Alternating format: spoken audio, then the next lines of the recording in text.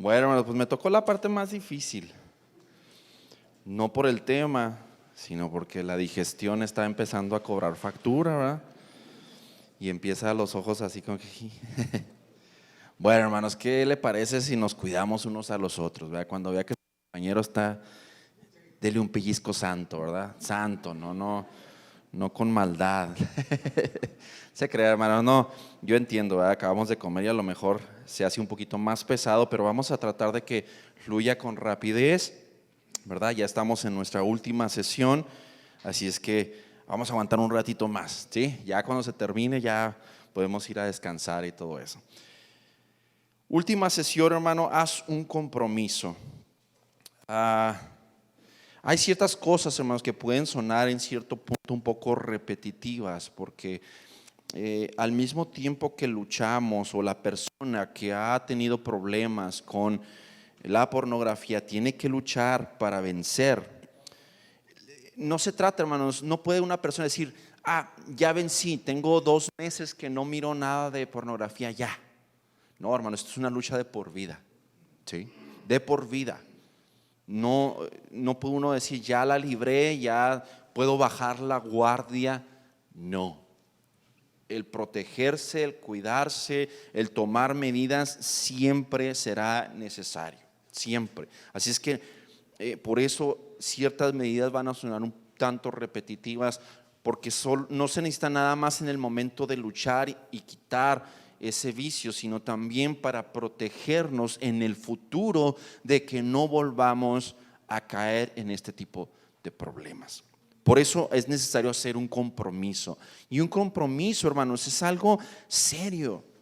Es algo que requiere de fidelidad. No nada más una temporada, no nada más un momento, es un compromiso. Como el matrimonio, ¿verdad? Es un compromiso ¿para cuándo? A toda la vida. La santidad es un compromiso para toda la vida, hasta que Cristo venga, y tiene que ir en aumento, ¿sí? Entonces es importantísimo.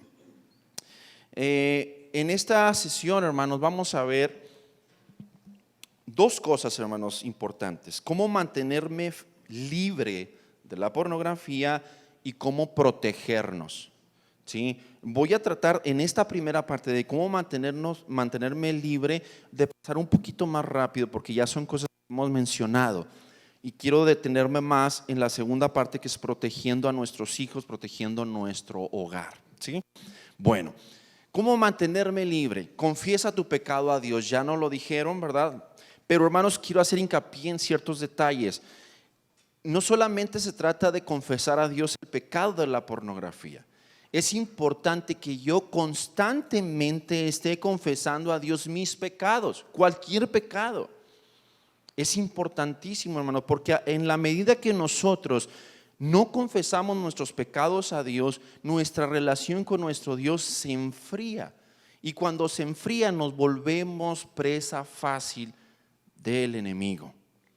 Cada vez que nosotros ofendemos a Dios en lo más mínimo, porque a veces nosotros decimos, bueno, esto es algo pequeño, pero aún así es pecado y ofendí a Dios, confiese su pecado a Dios y apártese.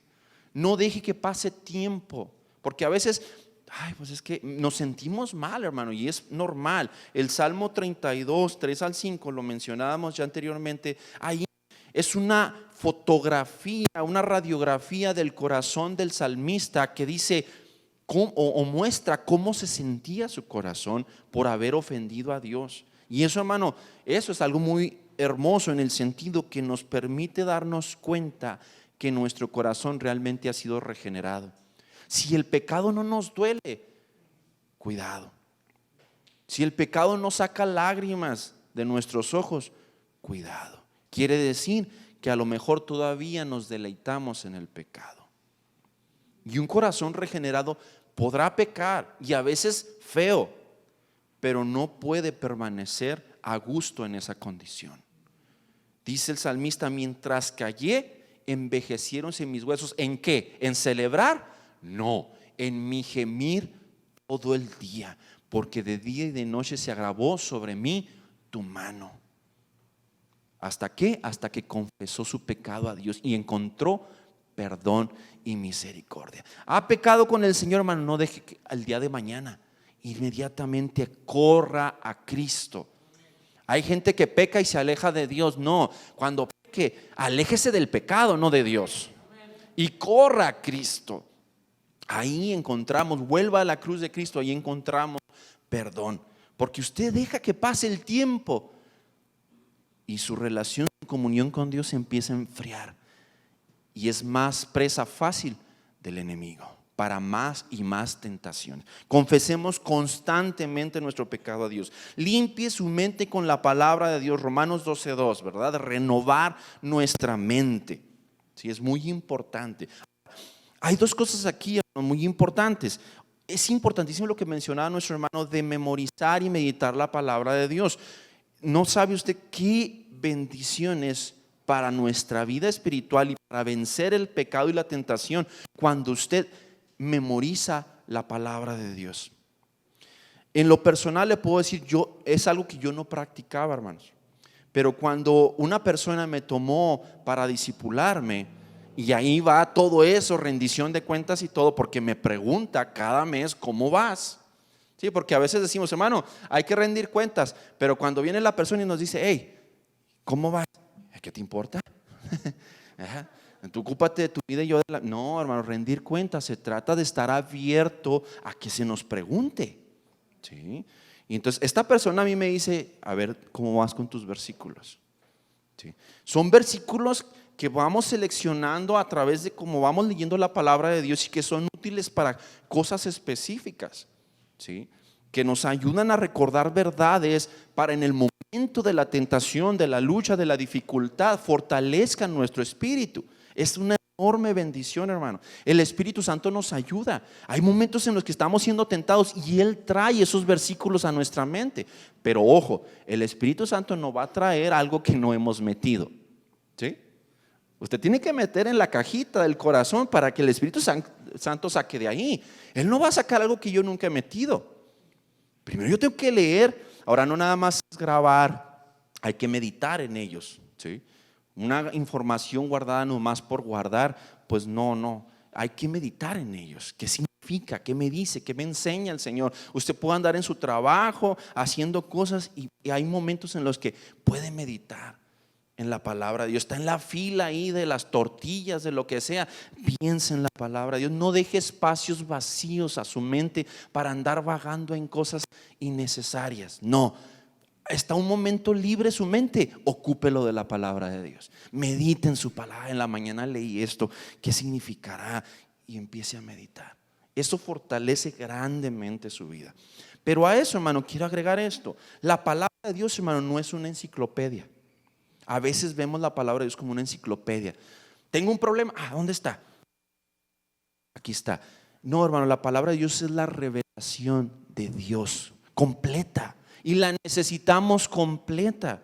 No, pues voy a leer, me gusta Josué, pero no me gusta Números, ¿verdad? No, necesitamos toda la revelación completa, porque cuando nos sumergimos en la palabra de Dios íntegramente, conocemos el carácter de Dios, conocemos cómo es Él, qué espera Él de nosotros.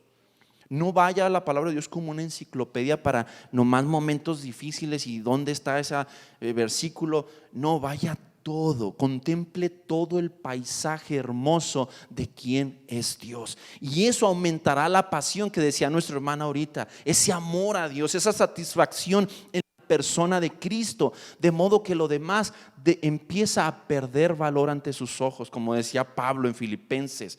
Todo lo demás lo considero basura por el conocimiento de Jesucristo. Comparado con Él, comparado con lo que Él me da, lo demás pierde valor, pierde valor. Entonces vayamos a la palabra de Dios de manera completa. Lea toda la Biblia, profundice en todo. Claro, hay pasajes difíciles, hay libros difíciles, pero para eso el Espíritu Santo ha equipado a su iglesia con dones, con ministerios que nos ayudan a edificarnos, a crecer, a comprender. Vaya con el hermano, con el maestro, con el pastor. Hermano, estoy leyendo aquí, pero no le entiendo. Ayúdeme. Para eso está la iglesia, hermano. Por eso nos necesitamos unos a los otros. Clame a Dios para que su temor por Él se incremente. O Salmo 80:11 dice: instrúyeme, Señor, en tu camino para conducirme con fidelidad. Dame integridad para temer tu nombre. O sea, quiero que mi temor por ti, Señor, crezca, de modo que cuando la tentación se presente pueda yo reaccionar como José y decir: yo no voy a ofender a Dios de esa manera. Qué terrible sería ofender a Dios. Ese pensamiento sale de un corazón que teme a Dios. No es un miedo, no es un terror, es una reverencia ante Él, de saber quién es Él, de entender que Él es santo y que yo no puedo participar de eso. No puedo hacer algo que va a ofender a alguien que me ha amado tanto. ¿Sí? Cuando he entendido el amor de Dios, ¿cómo voy a hacer esto contra la persona que entregó su vida por mí? Eso es cuando el temor de Dios se incrementa en nuestros corazones. Clame a Dios y dile: Señor, dame integridad para temer tu nombre. Que cuando esté yo frente a la tentación pueda pensar de esa manera: no, no voy a ofender a mi Dios. No, qué terrible sería ofender a mi Dios. Huye y evita la tentación, ya lo hemos dicho, hermano, sáquele la vuelta, sáquele la vuelta. Un tip, bueno, primero, Proverbios 22:3, el sabio ve el peligro y ¿qué? Le sigue, ¿verdad? Así somos los jóvenes, ¿verdad? ¿Qué nos dicen? Mi hijo, mira, yo sé por experiencia que esto, déjeme vivir mi vida, ¿verdad? Déjeme cometer mis errores. ¿Para qué? Si ya los cometió alguien más, no los cometas tú. Como dicen por ahí, aprende en cabeza ajena.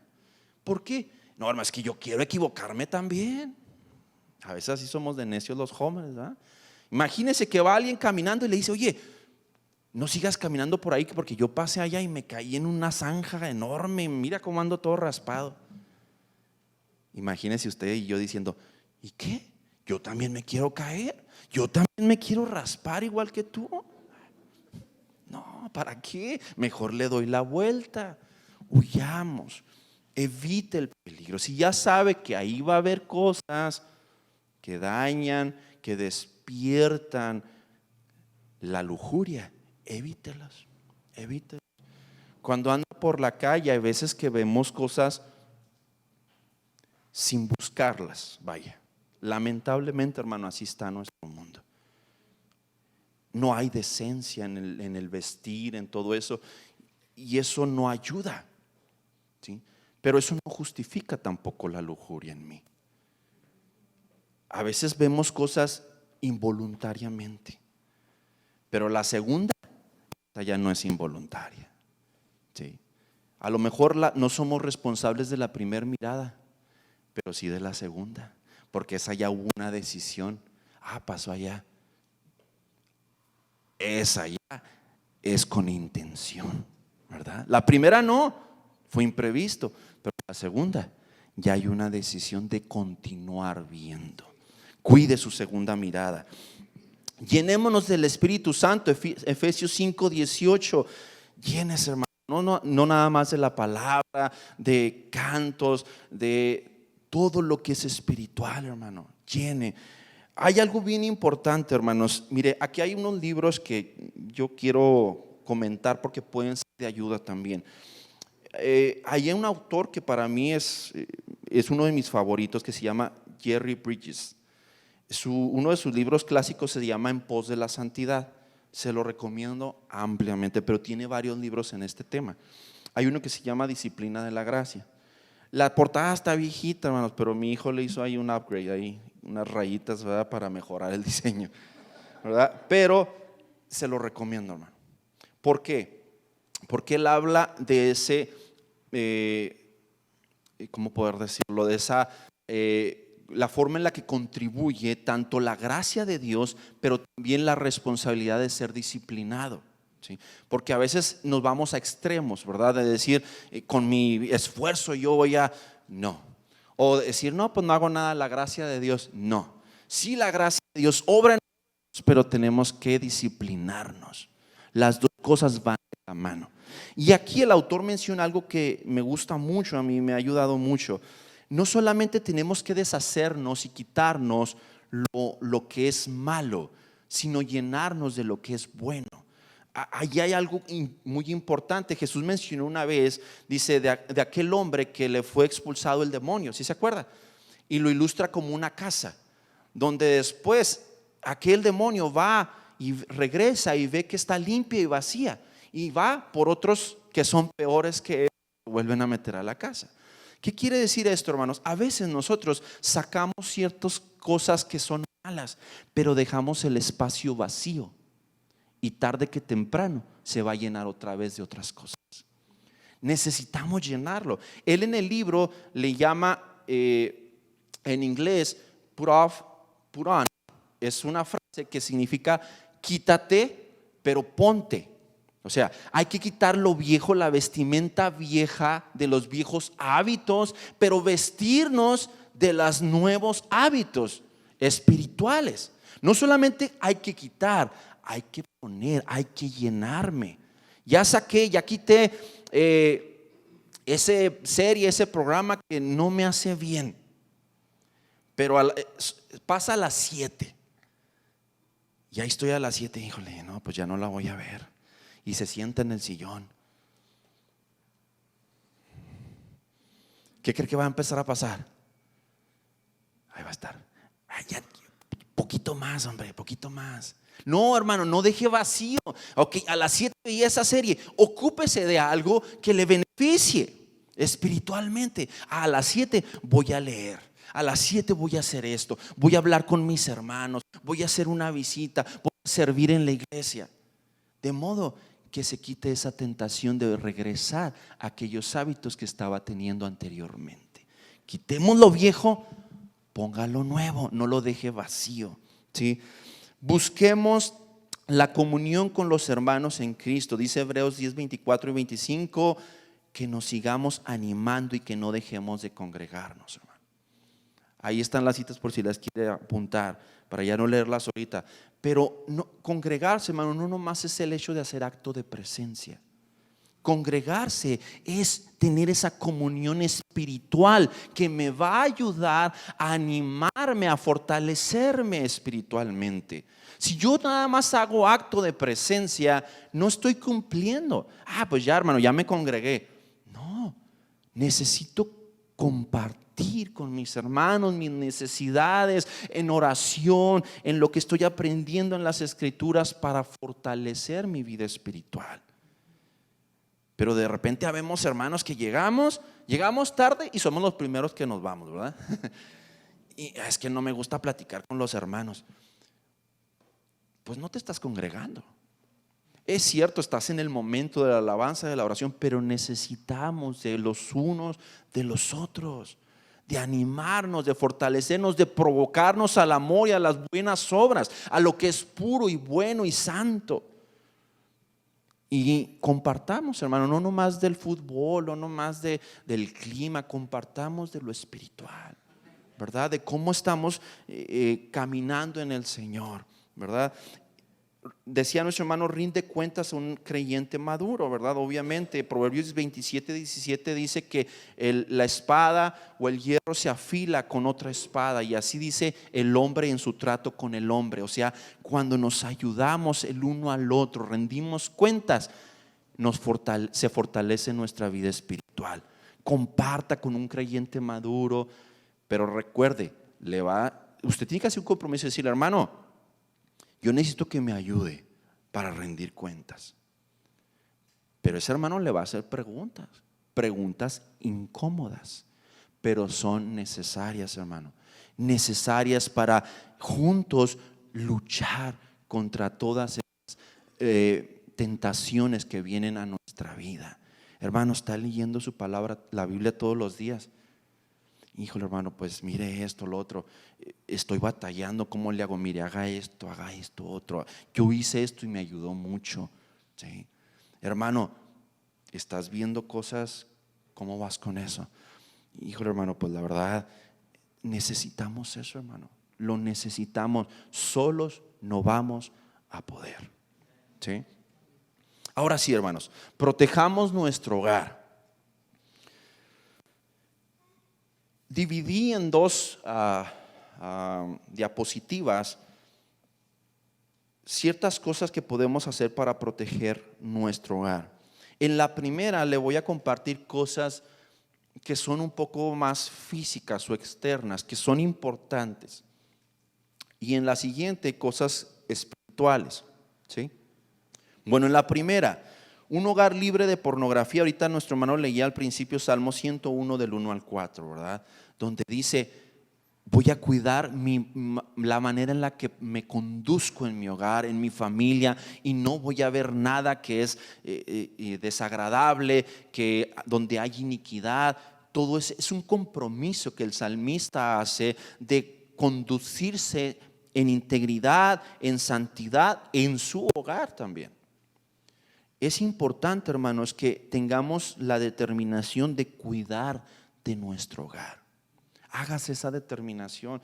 Y esto, hermanos, lo tengo que dirigir particularmente a los varones, porque, como le decía ayer, es una responsabilidad que está sobre nuestros hombros.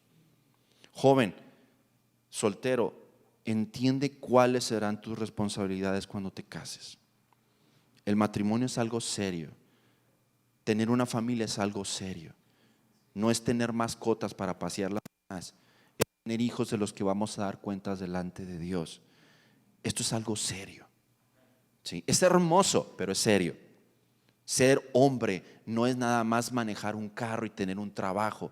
Ser hombre es cuidar de mi familia espiritualmente, ¿sí? De instruirles, de interceder por ellos, de orar por ellos. Debo hacer un compromiso de mantener mi hogar libre. Sea necesario lo que sea necesario, hay que hacerlo, hermano. Hay que hacerlo. Aunque se tengan que tomar medidas un tanto extremas, tómelas por el bien de su hogar y de sus hijos y de su familia. Que por mi cuenta como padre, como esposo, no corra el hecho de que, pues no fui cuidadoso, fui descuidado. He escuchado muchas historias, hermano, de personas que dan testimonio de cómo fueron expuestos a la pornografía. Y es cierto, hermano, las estadísticas son ciertas. Muchas veces ha sido en el hogar. El padre veía pornografía y obviamente no se la enseñaba a sus hijos, pero ahí estaban las revistas en el baño, ahí estaban las revistas acá. Pues tarde que temprano el hijo las va a ver. Y esta persona me comentaba que así fue, se expuso a la pornografía y desde entonces tenía ese problema, porque el papá lo hacía. Entonces tenemos que tomar, no es algo que dice, bueno, es que es algo que me está afectando a mí, hermanos, y a mis hijos. No, claro que afecta a todos. Hagamos un compromiso por guardar libre nuestro hogar, por proteger su hogar. Esa es su responsabilidad. Ese nidito que es su hogar es su responsabilidad. Cuídelo celosamente, guárdelo celosamente. Es cierto, nuestros hijos van a crecer, llegarán a ser adultos y serán responsables por sus decisiones, pero mientras estén en mi hogar, están bajo mi responsabilidad. Joven, mientras estás en casa de tus padres, no gobiernas tú en tus decisiones. Es tu padre y tu madre los que gobiernan y tienen la responsabilidad delante de Dios de gobernar el hogar, no tú. Llegará el tiempo en el que tengas tu familia y entonces serás responsable. Mientras hermano, porque a veces, ya cumplí 18, papá, ya no me digas nada. Como si de repente nos acostamos en la cama teniendo 17 años y al siguiente día abrimos los ojos, tenemos 18 y en la noche se cambió un chip allá adentro y ya soy adulto, ya soy maduro. No pasa así. No siempre la madurez es acorde a la edad. Mejor reconozcamos como jóvenes que somos inexpertos y que estamos aprendiendo y confiemos en esas instrucciones y reglas que nuestros padres imponen en casa. Respetémoslas entendiendo que son para nuestro beneficio, ¿sí? Entonces, hermano, asumamos como padres esa responsabilidad. Es que mi hijo esto, es que mi hijo lo otro. Hermano, es su responsabilidad delante de Dios. Tome esa autoridad que Cristo le ha dado y establezca límites y principios en su hogar y hágalos que se respeten. Hágalos que se respeten desde que son pequeños. Enséñele a sus hijos. Respalde de su esposa cuando usted no está. Si hay un desacuerdo, no lo discuta delante de sus hijos, porque los hijos son inteligentes. Ah, mi papá me defendió. Entonces cuando está la mamá, le voy a decir a mi papá que me dijiste eso. No, hermano, háblelo a solas con su esposa. Mientras estén delante de sus hijos, usted apoye. Si su esposa le dijo eso, usted apóyelo. Haga respetar una misma autoridad que está en Cristo, y de Cristo al varón y también después a su esposa. Entendamos quién es cabeza. Cristo es cabeza del varón y de él recibo esa autoridad. De modo que apoyemos a nuestras esposas. Ahorita también nos comentaba nuestro hermano sobre utilizar este software o programas que nos ayudan a proteger de nuestros dispositivos. Hay, hermanos, para los teléfonos, para las computadoras. Probablemente algunos tengan un costo, pero vale la pena, hermano. Vale la pena. Y yo agregaría esto, hermano: no tenga computadoras en lugares donde está cerrado. Téngala en la sala. Hermano, es que necesito privacidad. ¿Cuál privacidad? No, hermano, no se exponga. Vea, va a entrar, hágalo en la sala. O bueno, es que necesito concentrarme un poquito, deje la puerta abierta. No tiene que encerrarse, hermano, porque va a ser tentado. Usted se está exponiendo a la tentación. Y si usted permite que sus hijos lleven su laptop o su computadora al cuarto y se encierren, saque esa computadora, póngala en la sala donde todos pueden ver lo que está viendo. Son maneras de proteger, hermano, de protegerse usted y proteger a su hogar, ¿sí? Hable del tema con sus hijos adolescentes. Claro, hermano, hay maneras de hablar. No va a hablar todo. Hay formas. Pídale a Dios sabiduría. No hay que ser tan explícitos para explicar sobre la pornografía, ¿sí? Usted puede decirle: hijo, ten cuidado, hay cosas que no puedes ver, cosas que ensucian tu mente, ¿sí? Sobre todo cuando ya son adolescentes y a veces ya no están tan cerca de nosotros para cuidarlos.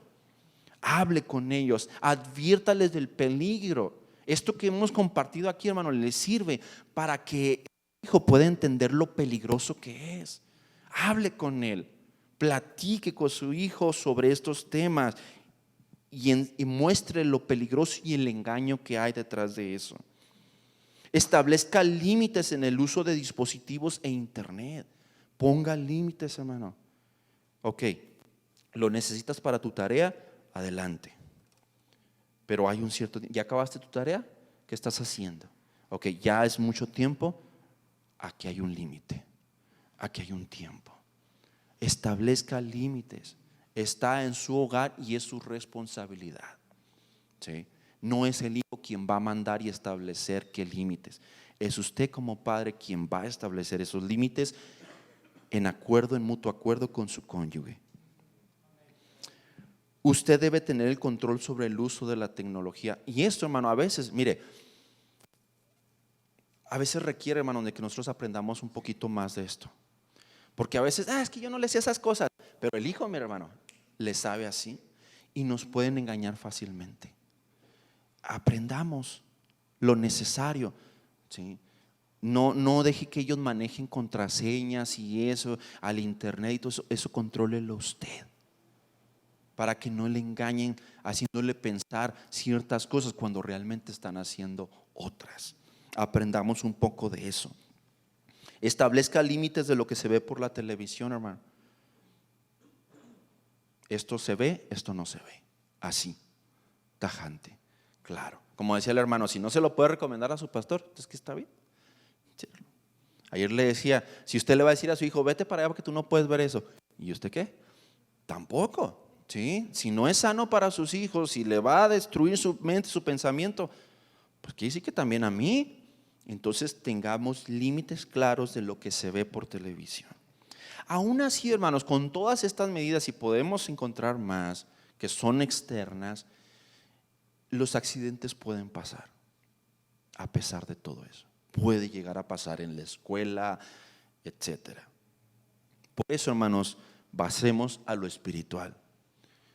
Hay cosas que no físicamente nosotros no podemos prevenir, pero que la oración tiene poder para hacerlo. para proteger. Ore e interceda fielmente por sus hijos. Job oraba por sus hijos e intercedía por ellos. ¿Cada cuándo? ¿Cada mes? Todos los días. Dice, y esto hacía todos los días. Necesito interceder. Y entre eso, hermano, yo le recomiendo mucho este libro. Lo acabamos de ver con los varones en la iglesia. El hombre como sacerdote de su hogar.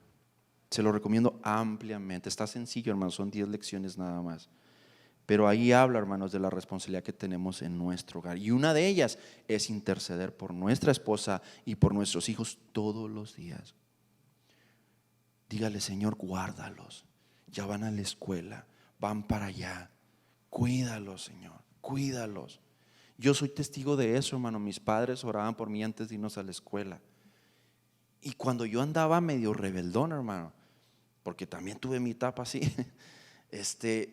a veces yo quería hacer cosas como mis compañeros, pero siempre sucedían cosas que me lo impedían. Una vez recuerdo que me invitaron a salirme de la escuela, a zorreármela, como decimos, ¿verdad? Pero la palabra de Dios y las oraciones estaban ahí. Y cuando mis amigos dijeron, vamos a salir, me salí, hermano, para zorreármela. Y todos planearon a dónde ir. ¿Y sabe para dónde yo me fui? Para la casa. ¿Por qué, hermano? Porque las palabras que yo escuchaba en mi hogar, de la palabra de Dios y las instrucciones y las advertencias venían a mi mente y me daba temor. Y ya estaba afuera, hermano. Y, no, pues para la casa. Y llegué y dije, no, pues es que no hubo clases y todo. Pues sí me la zorré, pero pues me fui a la casa.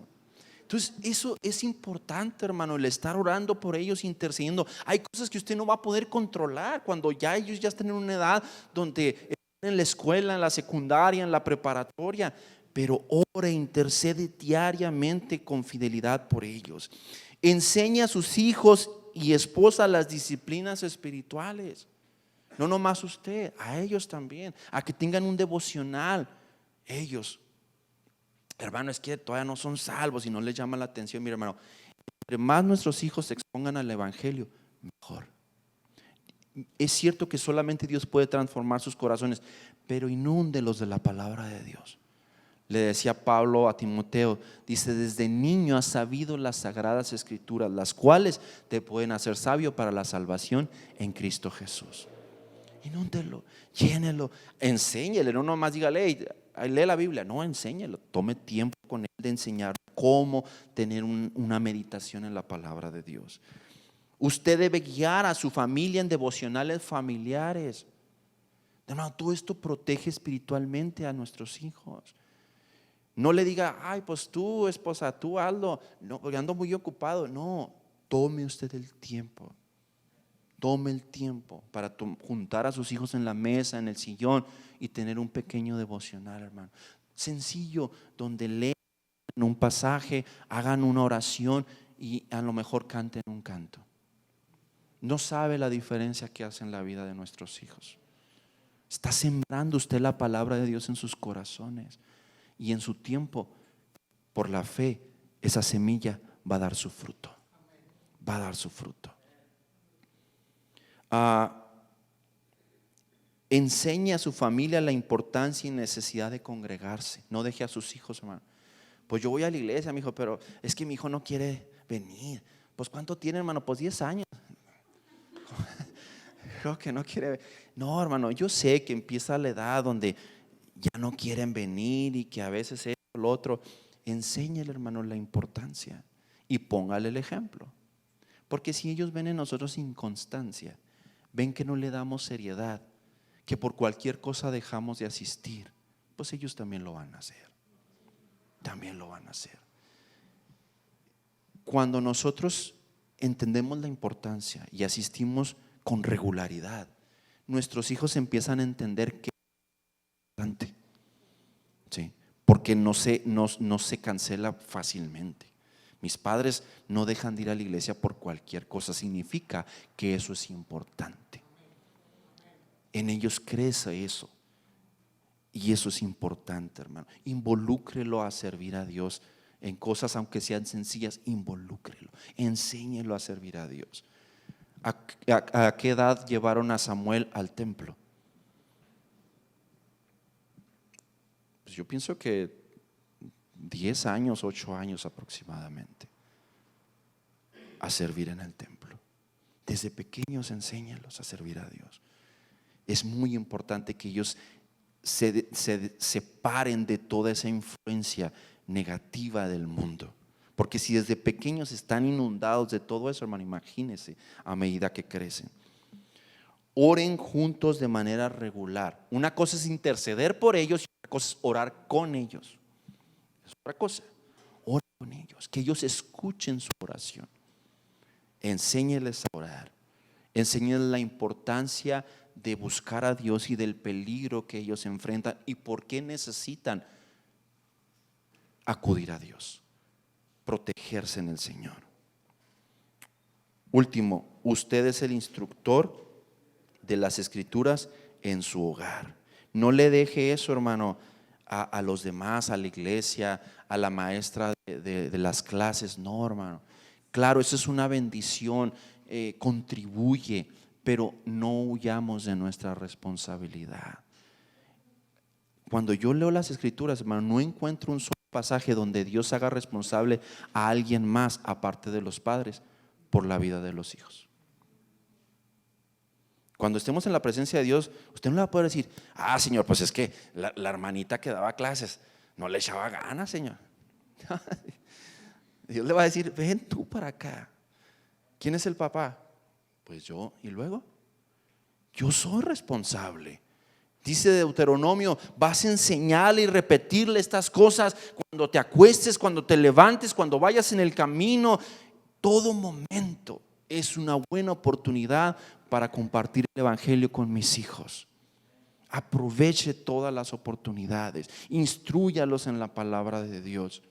Esa es mi tarea y responsabilidad, y no la voy a dejar o evadir y dejársela a alguien más. Es mi trabajo. Y aquí le repito, en este libro nos enseña todo eso, hermano. Cómo yo debo llevar. No significa que yo me voy a salir de la congregación y hacer mi iglesia. No, significa que yo voy a cumplir mi parte en el hogar. Yo traigo a mi familia, me alimento para poder ir a mi hogar y seguirles enseñando, ¿sí? Seguir compartiendo con ellos, seguir meditando en la palabra. Eso es importantísimo, hermano. Que nosotros podamos guiar e instruir. ¿Por qué? Porque todo lo demás que mencionamos, hermano, pues son cosas físicas que a veces pueden fallar. Pero cuando hacemos también lo que es espiritual, estamos protegiendo también a nuestros hijos, a nuestra esposa, a nuestro cónyuge, a nuestro matrimonio. Protejamos, hermano, porque esto es algo muy serio, muy serio. Es lamentable que el hogar cristiano pueda llegar a ser un lugar donde los hijos se exponen a la pornografía. Eso es lamentable, hermano. Lo entiende uno de la escuela, lo entenderá uno del trabajo, pero del hogar, eso es lamentable. Eso significa que nuestras medidas de seguridad son muy pobres. No estamos atentos del peligro que existe. Cuidemos nuestro hogar, cuidemos nuestra familia, cuidemos nuestras vidas, hermanos, para poder guardar la mente, el corazón de nuestros hijos y que ellos sirvan a Dios por el resto de sus vidas.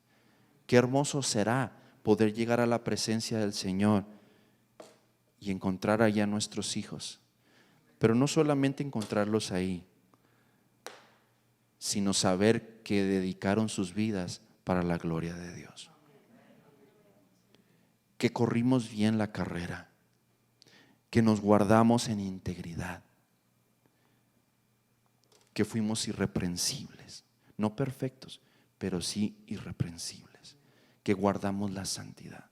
Qué hermoso, hermano, porque eso glorifica a Dios, y ese es el objetivo de nuestras vidas, glorificar a Dios. Hermano, yo estoy luchando con estos problemas. Hay esperanza. Cristo hace libre. Hay esperanza tanto para protegerse como para salir de eso. Y todo se encuentra en Cristo. Confiemos en el poder del Señor. Confiemos en el poder de la gracia, en el poder del Espíritu Santo que nos capacita. No se esconda si está luchando con eso. Busque la ayuda. Esto, hermano, esta conferencia es una cosita así para todo lo que hay que hacer. ¿Sí? Siga aprendiendo, siga llenándose de la palabra. Apenas estamos tocando la puntita del todo el trabajo que tenemos que hacer para guardarnos. ¿Sí? Le invito, hermanos, yo quisiera, antes de terminar y de continuar con lo que se ha anunciado, pues que oremos, que pidamos a Dios, hagamos una oración especial para rogarle a Dios por aquel alma, aquella persona que puede estar luchando con la pornografía o con la lujuria. Que Dios le haga libre, que Dios le ayude y le dé el valor para confesar su pecado, para pedir la ayuda, y que Dios guarde cada familia y cada matrimonio de nuestras congregaciones, hermano. ¿Le parece? Vamos a orar, hermano. Padre bendito que estás en los cielos, te doy muchas gracias, Señor, como lo hacía desde el día de ayer, porque has puesto en nuestro hermano el deseo de compartir un tema tan necesario en su congregación, Señor. El peligro que acecha a nuestras vidas, a nuestras familias y a nuestras congregaciones es muy grande, Señor. Estamos en medio de un mundo caído, corrompido, destruido por el pecado. Y muchas veces estas cosas, Señor, amenazan con afectar y destruir también nuestras congregaciones. Es triste escuchar o pensar que en medio de nosotros estos problemas se encuentren, que existan creyentes que están luchando con la pornografía. Es triste, Señor, porque eso es obvio que afecta el crecimiento de la iglesia, afecta el funcionamiento de la iglesia. Señor, si no tenemos temor y reverencia de ti, Señor, ¿cómo tú vas a obrar a través de tu iglesia? Yo te ruego que nos perdones si hemos sido negligentes, si hemos sido, Señor, irresponsables en este sentido, si hemos tomado este asunto a la ligera. Perdónanos, Señor, porque no lo es.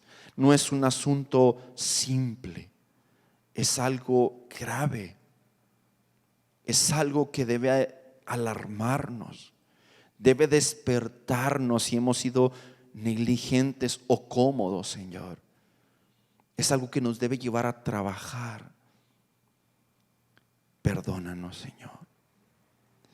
Yo te ruego, Señor, si en nuestro medio hubiera alguien que está luchando, Señor, que estas palabras, que esta conferencia haya traído convicción a su vida por el poder del Espíritu Santo y lo lleve, Señor, a tomar una determinación de salir de ese pozo,